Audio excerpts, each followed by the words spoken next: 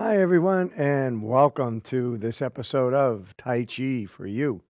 As a tradition we started a while back, the first show of each month, we kind of wish everybody a happy birthday. Anybody that's celebrating a birthday, celebrating an anniversary, maybe celebrating a graduation this month. So, to everyone out there, congratulations. You made it another year. And I guess some of the other things I wanted to talk about is just um, all the pollen that's out there. Um, it it happens. I mean, I guess in New England we like to complain about the weather.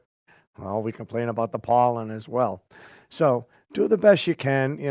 I have to um, stay indoors more. Keep the windows up in the car. Things like that. That the pollen does get a little bit scratchy. My voice and watery eyes, things like that. But you know what? You sort of you get through it. There is some people that need the antihistamines and the medications and all that. But um, like we say, listen to your body, drink plenty of water, get some rest, do what you got to do to stay healthy. The other thing I want to talk about a little bit tonight, and we're going to kind of move along pretty fast. Um, the idea of just the I don't even want to call them hidden gems. We have, I mean, this great TV station is one of the gems that we have here. The other one is the Northbridge Senior Center. It's a busy place. You guys, you want to find something to do? Go there. They got plenty to do.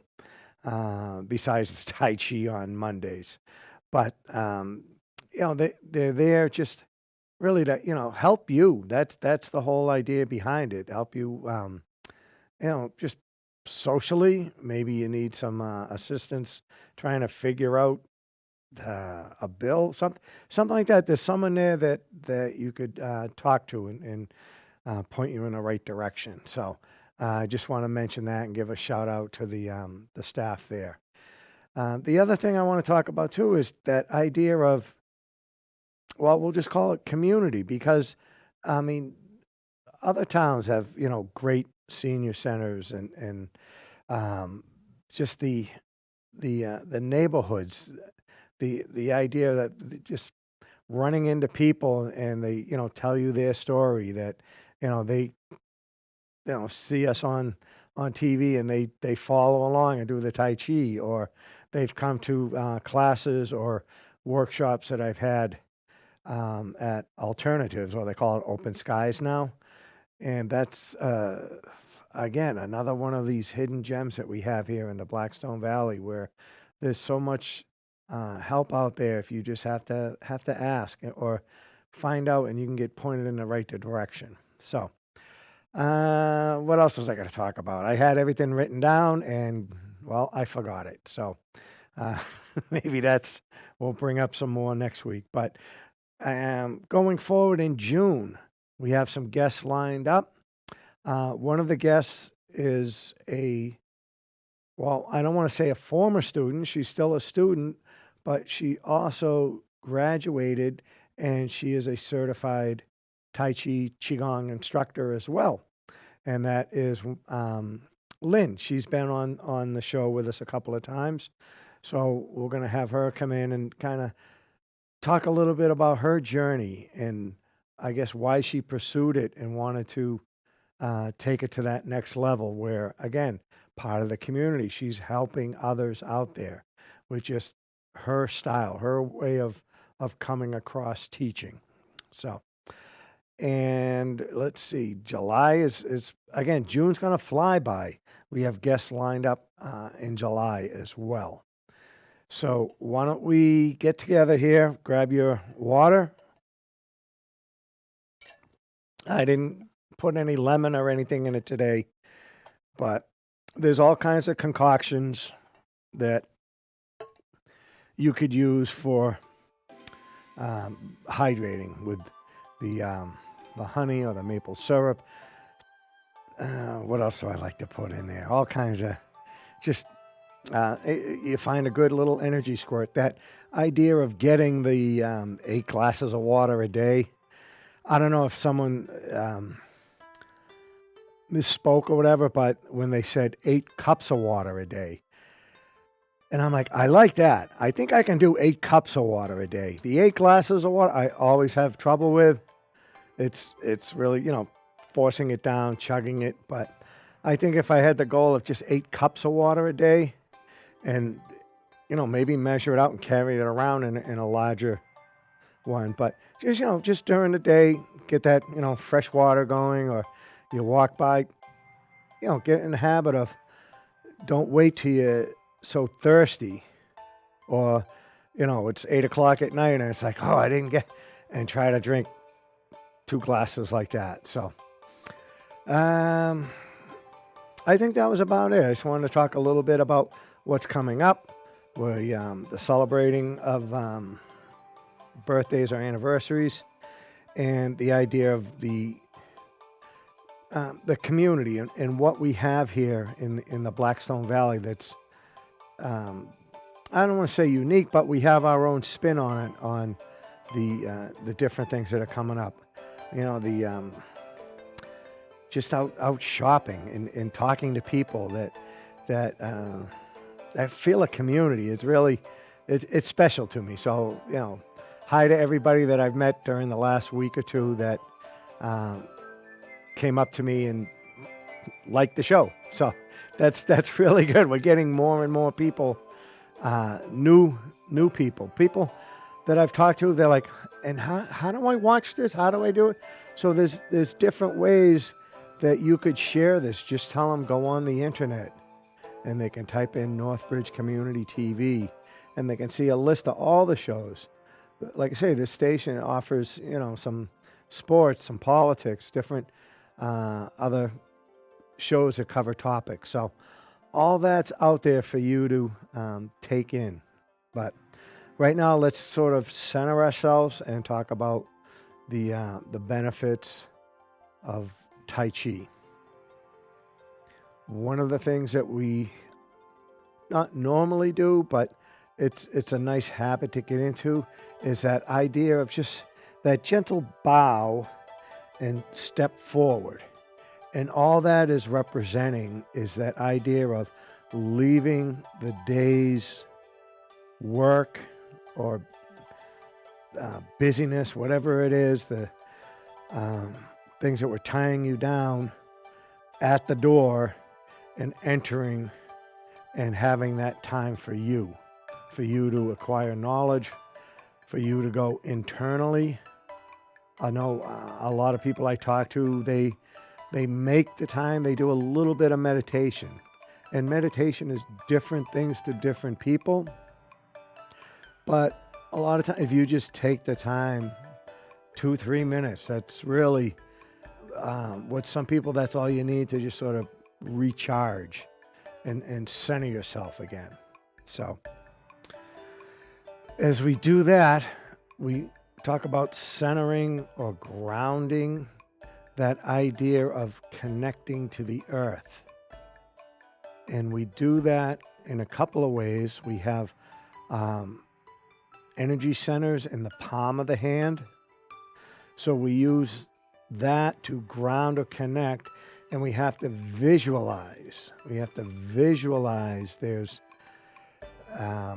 you're either holding on to a cane or a stick that's connecting to the earth, or that idea of the energy coming out and going right in. Let's get it right into the grass, into the sand, into the earth, just like that. The other 2 points are on the bottom of the feet. Similar to it, where the hand is just below, right here, sort of that. If you have an arch, maybe right, that center point right there, and that's where you ground or connect, right with your feet, just like that. And I'm saying these things you can do standing up, you can do sitting down. Like I say, the pollen today. So if you're outside, that's great. You're truly connecting to the earth. Take your shoes off. Find some nice grass or sand and just get right in. And I'm going to fight off a sneeze if I have to. I will. Okay. Nice breath in, breath out, just like that. And when we do our opening move, that up, in, and down, we're actually moving the chi or moving the energy. And if you can visualize what's happening with the palm of the hand, pulling it up and being in control of it and pushing it back down, sort of completing the circuit might be a way of looking at it. With our breath in and our breath out. And then we'll return back to mountain. The mountain pose, when we talk about that, you're still connecting. With all the moves, there is that connection, even though if one foot's up and then it drops back down to complete that. But don't feel, you can still connect with one foot up. So, again, don't overcomplicate things when we talk about it. It's all internally on how you visualize something. So you're visualizing that idea of being tall, not it's just tall as a mountain, but strong or grounded. That's sort of the object of that form, that name, where we're nice and connected to the earth, just like that. Good. Try that a few more times. That breath in and breath out. And the idea of feeling that connection. Sometimes people work out with the rubber bands. So that little bit, I mean, you don't have to do the heavy bands, the light bands, like a physical therapist might give you if you had a shoulder injury. They give you the light band just to practice and get the, get you back just like that. So continue using that, or really the amount that you want to visualize or feel is the idea of being in water. That little bit of push, that little bit of resistance when you're running your hands through the water. And notice too, when you're in the water, you can balance a little better. The water's all around you, or the energy, again, is all around you. How you want to think about it to help you balance. So, we're in typically the mountain pose is the feet are together with the back straight, elongating the spine. Elbows are out just a little bit. There's an open area underneath the arms, and the knees are slightly bent, and the chin is tucked in just a little bit.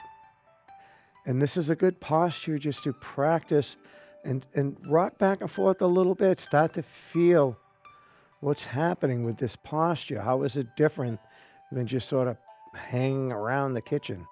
So you're in your own zone. You're trying to really just settle down in and breathe and go internally.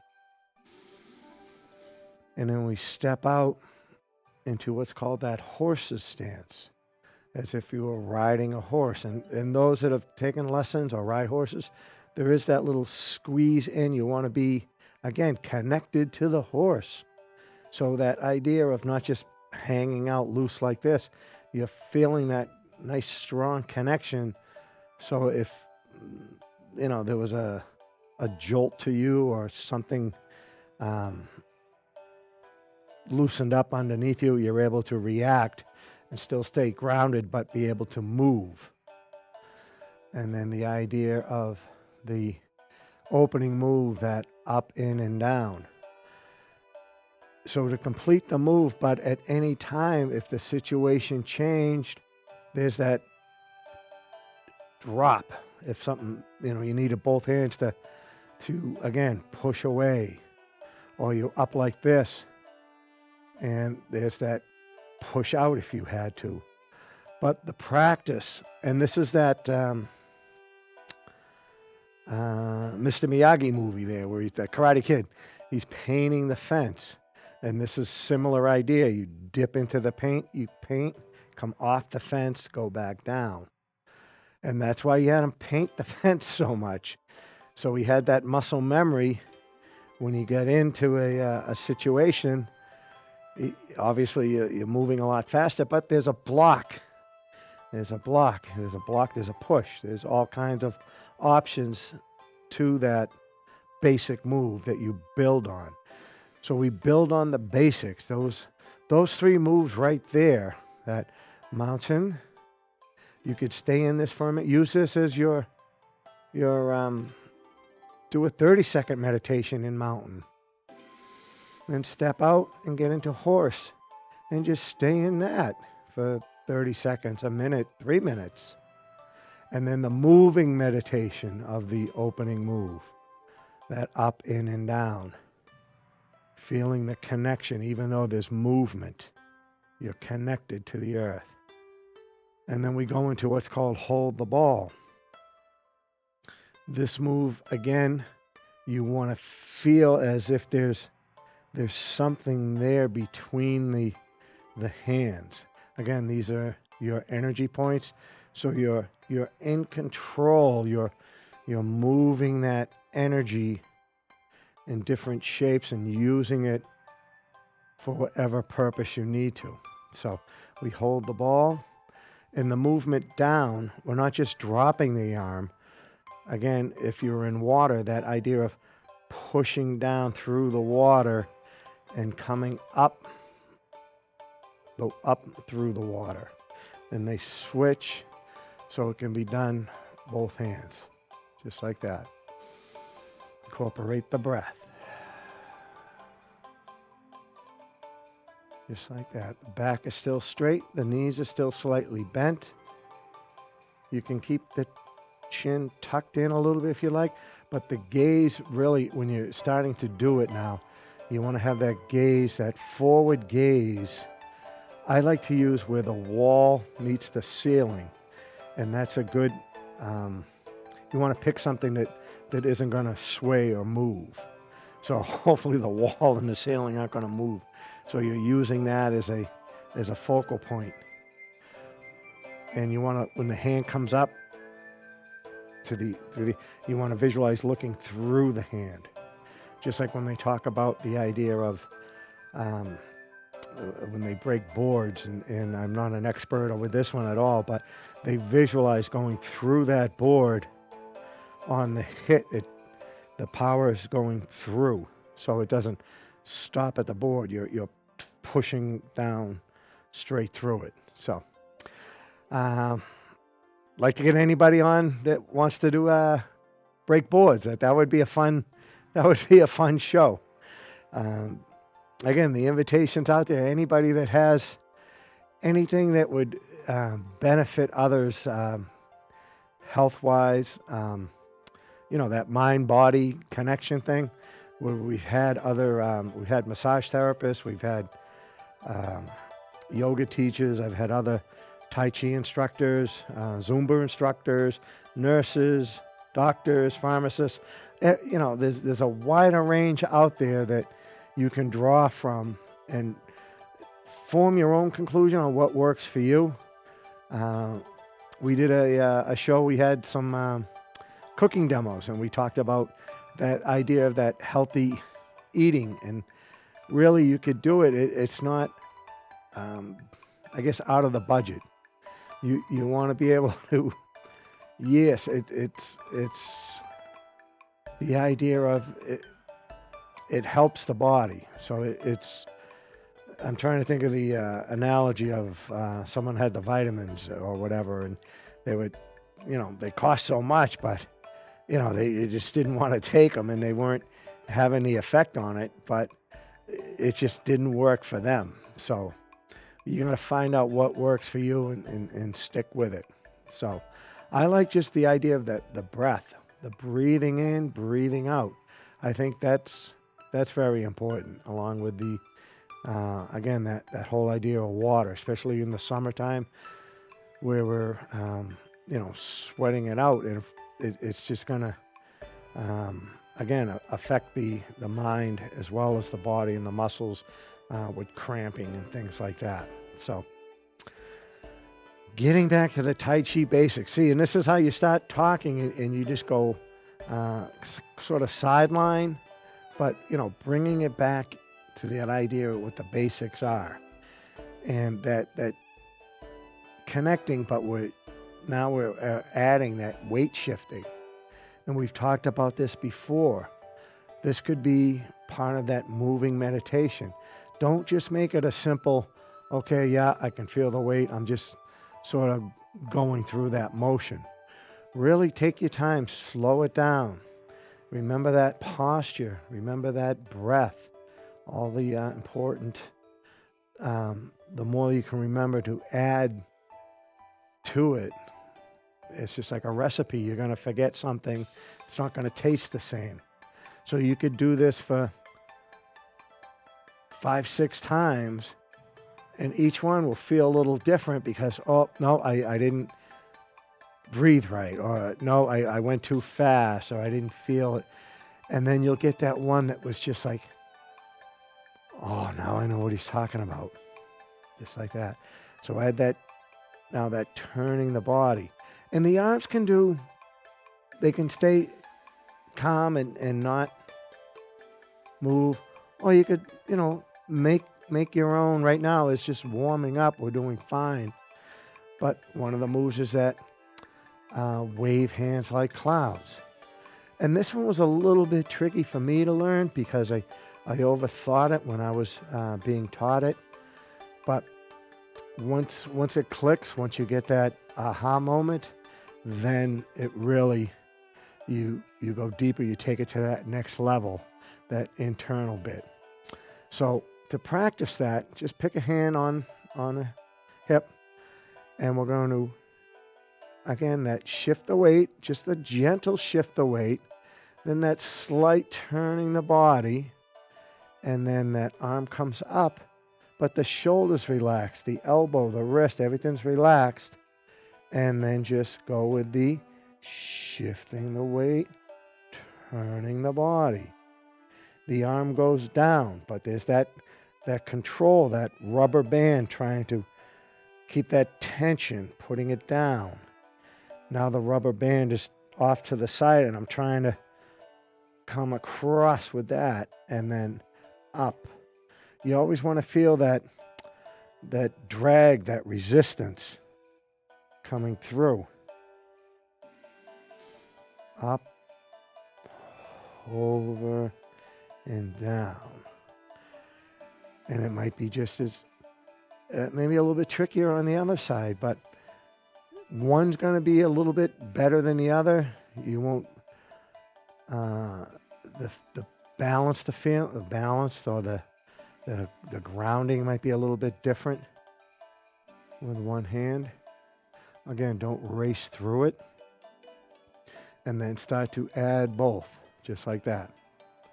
With that breath in, breath out, the weight shifting, and the body turning.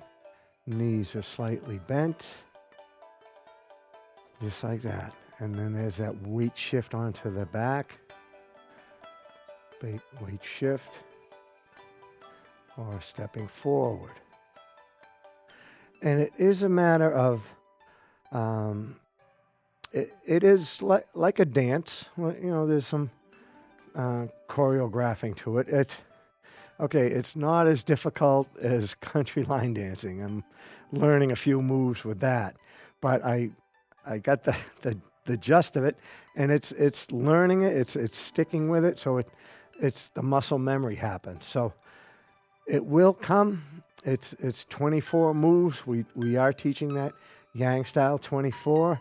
I'll have Lynn with me the next couple of weeks, and we'll be going over what we go over in class, and really just hearing it from somebody else as well as watching someone else do it, because everybody has a different center of balance or their ability to turn. Don't think that it's a complete turn into a pretzel and really stretch. If you're recovering from maybe an injury or a fall, something like that, you're only going to get that slight turn. But that little bit of a turn that you recognize as your point, that's great. That's doing so much for you. That lifting the weight. Same thing with weights. You don't want to overdo it. You don't want to injure yourself and um, have a tendon, have something else go wrong before the last thing healed. So the idea of no pain, no gain is not part of Tai Chi. That's not what we're trying to accomplish with our classes. It's really for everyone. Come down, check us out. You're brand new. I've had numerous students come. Their doctor recommend they find a Tai Chi class for whatever they had, going on in their life. It's really there's so many benefits to it, and we'll start talking about that and breaking down, and maybe come up with a set of exercises that are just more specific to somebody with arthritis or a hip replacement, something like that. We'll come up with something where we'll really sort of customize a few of the movements in Tai Chi. So until next time, keep practicing, and remember, it's Tai Chi for you.